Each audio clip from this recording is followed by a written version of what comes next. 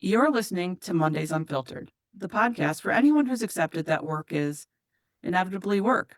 We're your hosts, Heather and Kristen. We break down burnout, baffling policies, and corporate chaos with dry humor and real solutions. Grab your coffee and whatever optimism survived the weekend, Mondays have begun. A little about us. Chris spent decades helping executives shape brands and craft messages that inspire, and I built systems that actually made those visions work behind the scenes and kept people from falling apart in the process. Thanks for joining us today. Welcome to Mondays Unfiltered. We're so glad you're here. Today we're talking about Hi. leadership. Chris, you had brought up a stat, or actually it started with a quote when we were talking. You started with a quote. Yep. You wanted to talk about leadership.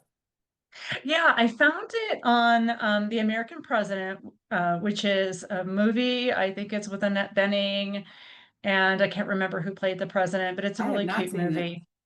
You have seen it? No, I'll have to go watch it. Okay, I know it's kind of an old one, but it was a good one.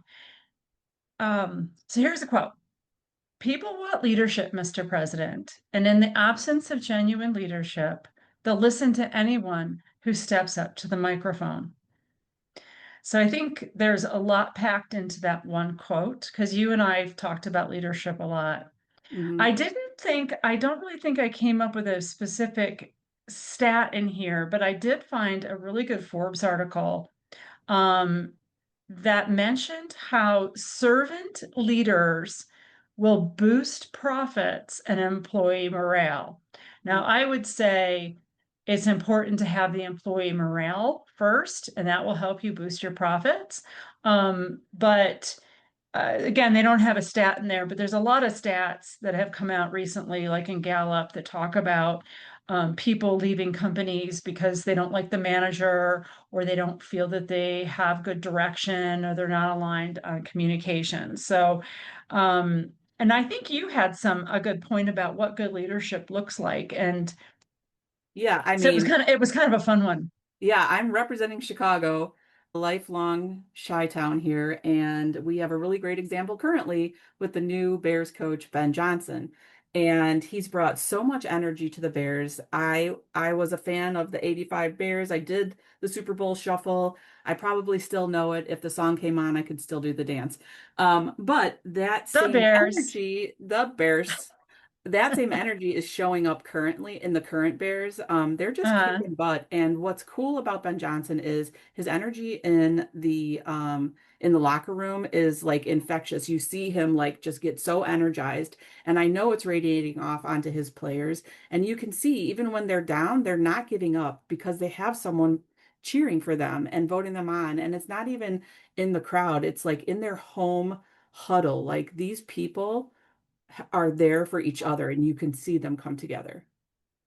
So in that sense, it's not just, he's providing direction or something. It's in his energy, Yeah, right? it's in his being. Like And it's in his being, yeah, you can see it that they're affected by him and it's really great to watch. right? And when you and I have talked a lot about leadership, we've talked a lot about organizations. We both come from corporate. One of the things we want to say to people is leadership doesn't mean you have to be a CEO, doesn't mean you have to be a manager or an SVP, doesn't even mean you have to work in a corporation. Right. So there's a lot of good examples outside of sports. I mean, I'm sure lots of people have um, great leadership stories within even their own households. Yeah, for sure. There's so many people that I have worked with on their resumes where they have a gap in their career and they're trying to figure out how to frame it or how to justify it. And I don't feel that they need to, especially if you've been a stay-at-home parent or if you even someone recently took a hiatus, they took a respite. Those are health driven research. Those are things that people need to do to reset. And when you're a stay-at-home parent, I don't think you should have to justify the downtime. But what you can also do in there is you can recognize that you're the CEO of your home. And you played all those C-suite roles. You manage finances, you manage budgets, you follow lists, you build schedules, you plan vacations. Those are all the same skills that translate into the working world and into leadership. Agreed. You're leading your family. Right. My dad felt that way. He felt very much that about my mother. she was a teacher initially, and then she had to stay home because he was traveling all the time overseas. Mm. And, the kids are involved in and stuff. But he always said, my mom's mom is my partner. Oh, And that's she's great. this, I love that. oh, it was the way we were raised. It was beautiful. And so leadership can show up in a lot of different ways. Mhm. Heather and I talk a lot about workplace issues, and so we'll kind of wrap it Issues. back issues. We'll kind of wrap it back into that. But we did want to pay homage to people that are leaders in their own right. Mhm. And you don't need to be CEO. Yeah. I have an example of a story that I heard through the grape through a former colleague that she's, I think, kind of a director, but midline. And, their leadership is not getting the same communication down from their line as another line of lead, another line that they are aligned to, because we work in That's a lot of lines. I know it's a anyways, I've been talking all day. The silos are not talking to each other. The Mm. leadership isn't. And, they started their year, and her team is like, well, what are the directives? Well, they never got them. So instead of her saying, well, we never got them, she had an idea of what was going on, in their colleagues, what their directives were. And so she took it upon herself to kind of shield her employees, her team, and say, well, let's, go from here and work on these priorities. How do you mean Um, shield? How do you mean shield the employees?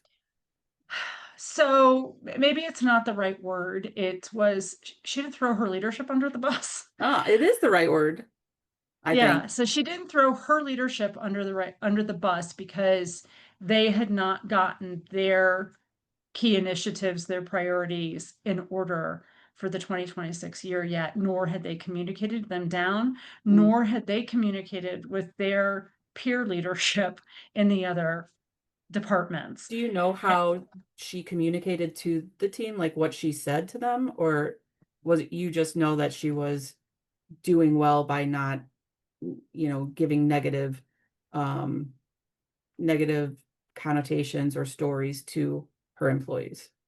I know that she had to communicate something to Okay. them.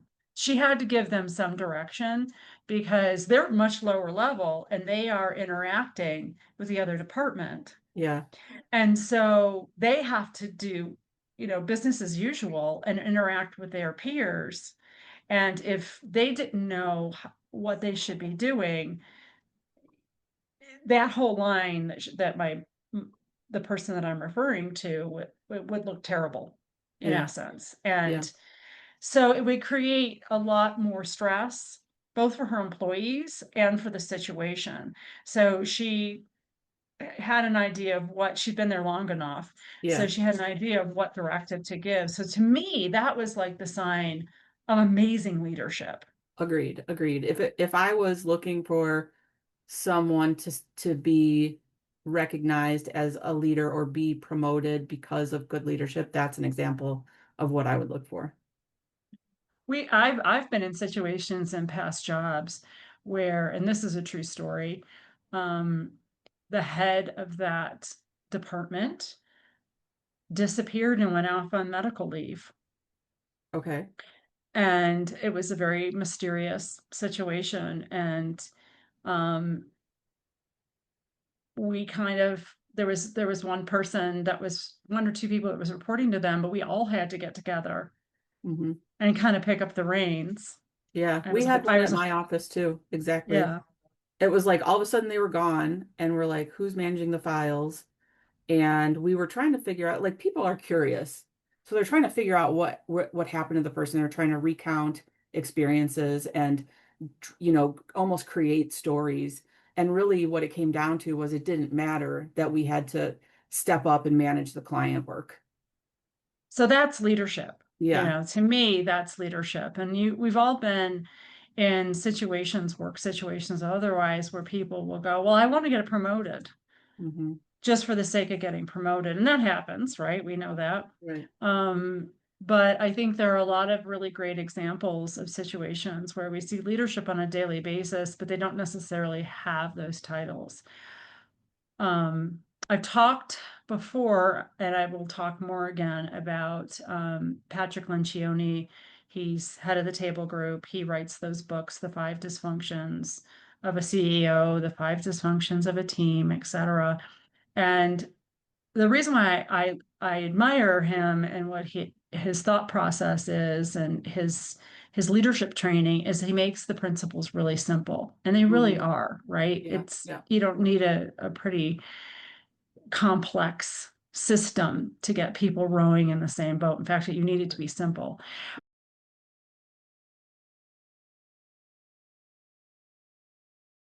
Yeah. But that he says by far, and we can lean into this in another time, the number one dysfunction is being more concerned about your own ego, your Hmm. own place, your own performance, and how you look Hmm. versus how the team works. Hmm. And the example that I just gave um, with the former colleague that I kept in contact with, um, she stepped up into the plate and said, my senior leadership is either they're not aligned or they're not communicating or whatever, and I'm gonna step in. Hmm. And but so that to me is leadership without throwing anybody under the bus. Right. And she wanted her team to look good to their peers. Yeah. And she's more concerned about how things function and getting the work done and everybody working together Yeah. versus grandstanding. Yeah. When I was at my last firm, there was a lot of talk about leadership, and being an admin, you're kind of on the low rung. You're a lot of stuff just trickles down and you're the doer and you don't get heard a lot, but you get things done. And so one of the things that I did at one point was I implemented a book club. And a couple of the things that you were just talking about in there struck a memory in me of the different books that we read. The first book that we read was How to Be a Leader Without a Title, and it was a Oh, great I book. love that. And there was another book that I want to say it was called Get on My Bus. And it was my favorite, like, imagery that it created in there was energy vampires and how you don't want energy vampires on your bus. And it was about getting on the leadership bus rather than getting on the complaining bus and making sure that you were doing something about it. And another book that we read was Five Dysfunctions of a Team by Patrick. And I think that one of the biggest takeaways that I got from those book clubs was recognizing people's learning styles and personalities so that you can Mm. work with people rather than against them or forcefully. Yeah, and I think that's a hard thing to do. It's funny you mentioned that because I think that I do some advisory work on software solutions because that's what I used to sell. Mm, Um, and I had somebody reach out to me to give my opinion about a solution that uses AI to help mitigate those issues. Like, okay, I have a manager, they're not the greatest, how do I talk to this person? mm, And so I spoke with them and I said, well, one of the things, and I'd love to hear your viewpoint on this because I have a viewpoint on it, and I'd love to hear our audience's viewpoint on this, is I think we've all been in companies that have training programs, mhm. right? Yep. Oftentimes the training programs or coaches, things like that get spent on upper management, but there are Right. training programs. Um, and some of them have formal review processes, and you've got to hit these KPIs and these behaviors and all this good stuff. I said one of the issues that I've seen over and over again in my corporate career is HR will tell you that they adhere to those principles or this is how things should be done. But it's very, very hard to manage that on a day-to-day basis. And so when I was, or the leadership does not personify those principles. Hmm. So I'm always interested in tools that will help everybody sort of row in the same boat and work off Yeah, the same. But because to your point, everybody's different and it's hard to know how to communicate with people. That is, you know, that's a skill, learning it to is a communicate skill. with different And people. that's a really good point because so many companies elevate people into leadership roles without training them, thinking, well, they're good at this job, so we have to put them in charge of these people. And they're two different things. You have to be, not have to, most people should or need to be trained in how to support people versus, I mean, you had to be trained in how to do a job and to get good at the job. So if your job is to lead people, you probably need training in there as well. It's not always an automatic. Right. And we are going to have a special session on bad leadership, but I will say, I think the overarching amount of people have been led by leaders that are more concerned about their own career or how they look. And I call it managing up, Mhm. and they really don't manage down. Another Um, book that we read was Leading from the Middle. And that was that you can be a leader from the middle, from the front, from the back, from the side, from within. It might have even been called Leader Within, but there's different ways to lead. And again, going back to you don't need a title to be a leader. And that was something that I focused on for a long time in my career is getting the next title, the biggest title. And what I realized more recently is that I didn't need the title. right. That's a really good realization. Hmm. I know people that they've reached, executive director level, and so they're big companies and they have a lot of responsibility, and they don't want to take the VP Right. position. Well, it's They're stressful up there. I'm fine where I'm at. I like my work, Right. Right. and I know, I know salespeople that won't take leadership positions because, Hmm. first of all, they don't make as much money. But to your earlier point, they know they're not necessarily good managers. That's not what they enjoy doing. Hmm. So Going back to your question about working with people so that they're all rowing in the same direction, one of my favorite trainings was on the disc training. Have you ever done disc?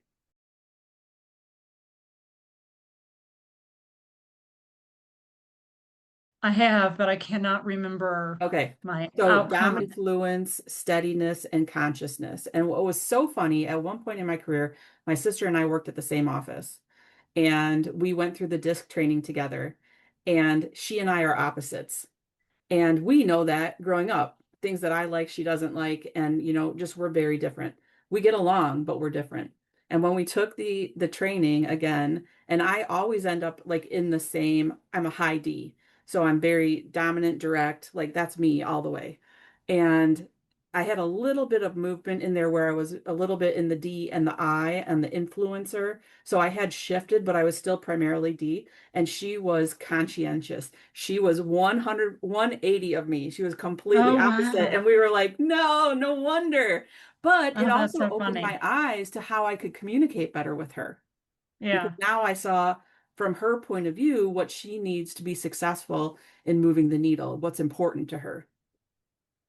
And what I would say, that kudos to you, Heather, because you took the time and you were humble enough to say, I really need to adjust how I speak to this person, because putting leadership aside, especially when we're busy, we just progress, you know, the way that we need to progress. Yeah. And we get our stuff done and we forget to, we might have to change how we talk to that person. In sales, you have to be really careful because, and I think salespeople, you get a feel for the clients that you're working with. Hmm. I wouldn't say everybody is really good at this, but you do have to have a sense of how you speak to that Yeah. particular client. They might have a very different, and I wouldn't say you take personality tests to understand that, but you do No. have to, you But if do you have to take that develop the exam, muscle. Yeah, if you take that exam, you'll recognize traits so that when you're Hmm. with somebody, you know if you recognize that they talk fast, that they lean in, like their personality will their mannerisms will give you traits of how they probably fall into that disc training. So if you're a D, you're a driver, you need to talk about money, talk about it, the get to the point in the Get beginning. to the point. Yeah. But then the influencers will be a slower roll. But by the time you get to the conscientious people, if you have a long story and you haven't gotten to the point of the story, you lost the D people in the first 5 minutes, but you've entertained the conscientious people all the way around. But so when you're building a presentation, whether it be internally or externally, think about those different personality traits that you can build into your presentation so that you're hitting everybody that might be in that room. Yeah. Well, the interesting thing is sometimes you don't know who's going to be in the room, even though you've tried to line Well, those people yeah. up.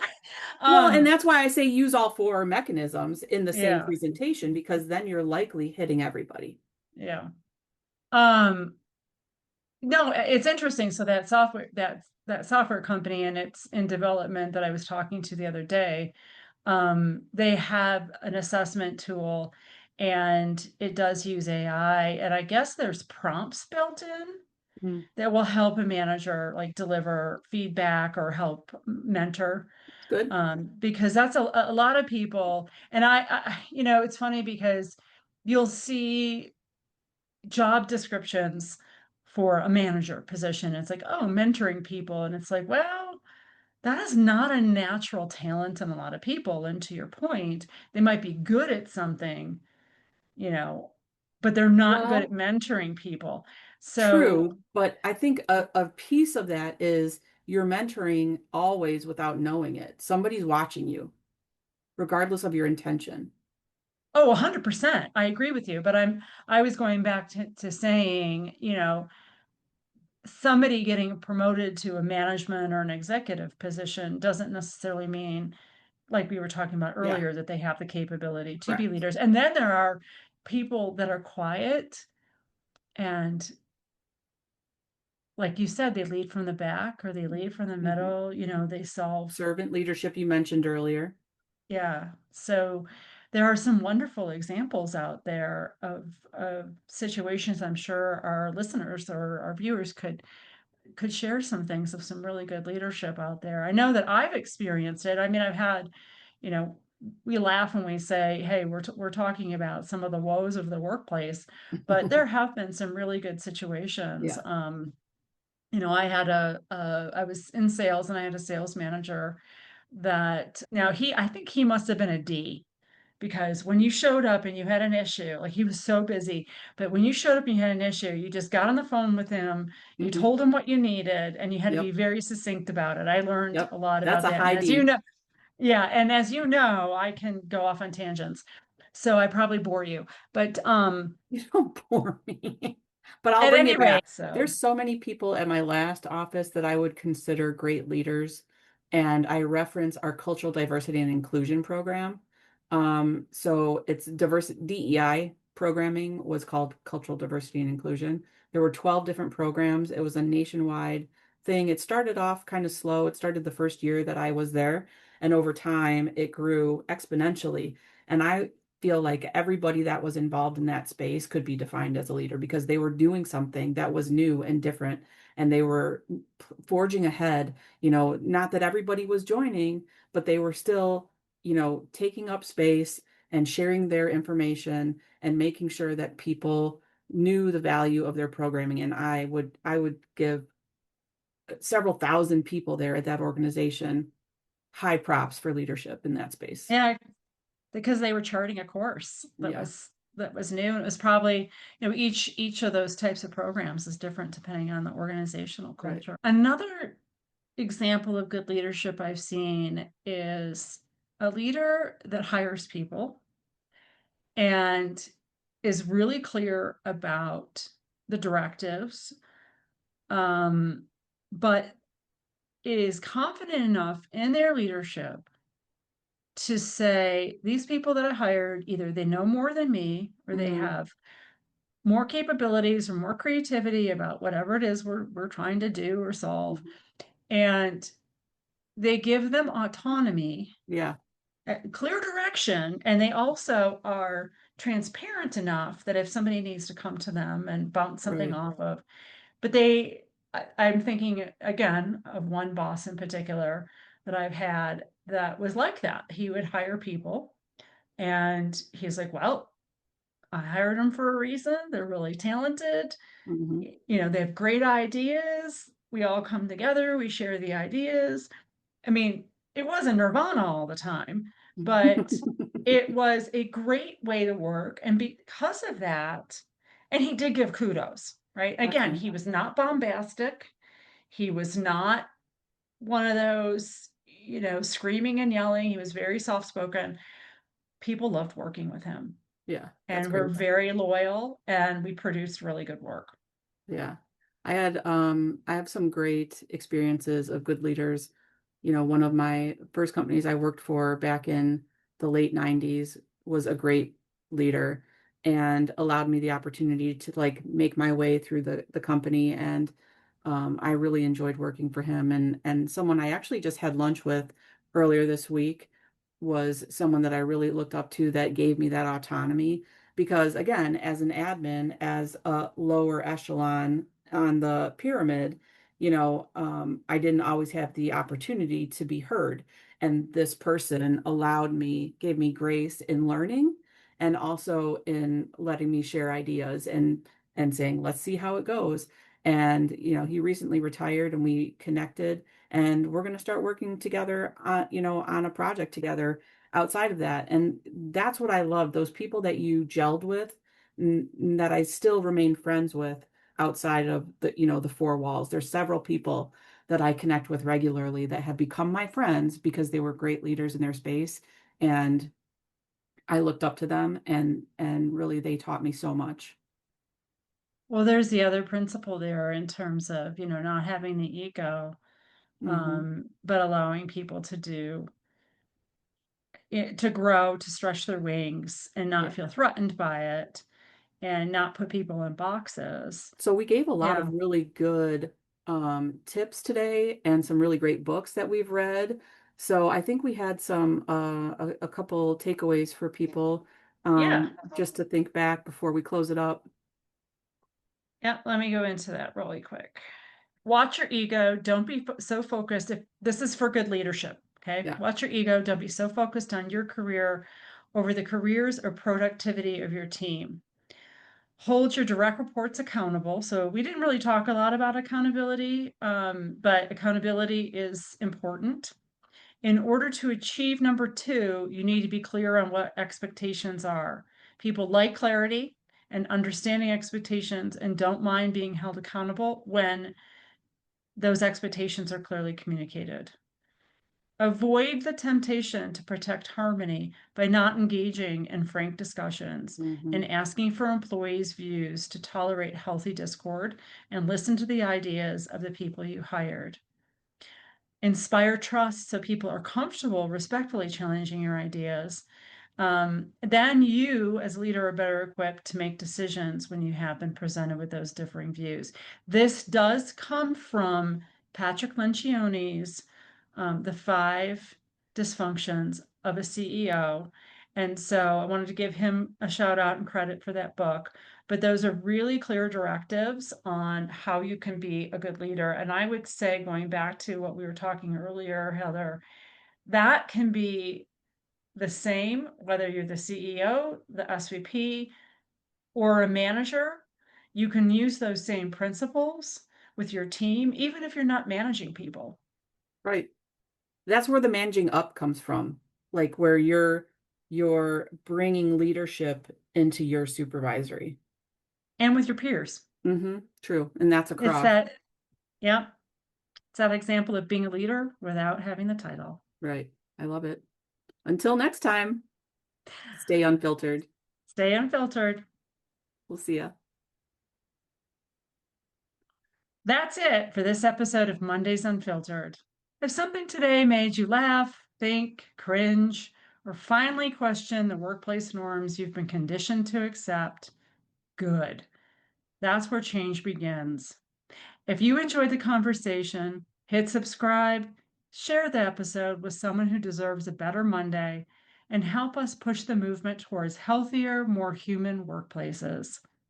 And we want to hear your stories, the surprises, the successes, the dysfunction, the burnout, the breakthroughs. Just send them our way. Your experience might shape a future episode. And remember, we can do better, we can be better, and we don't have to tolerate BS just because it feels familiar. Until next week, stay curious, stay courageous, and stay unfiltered.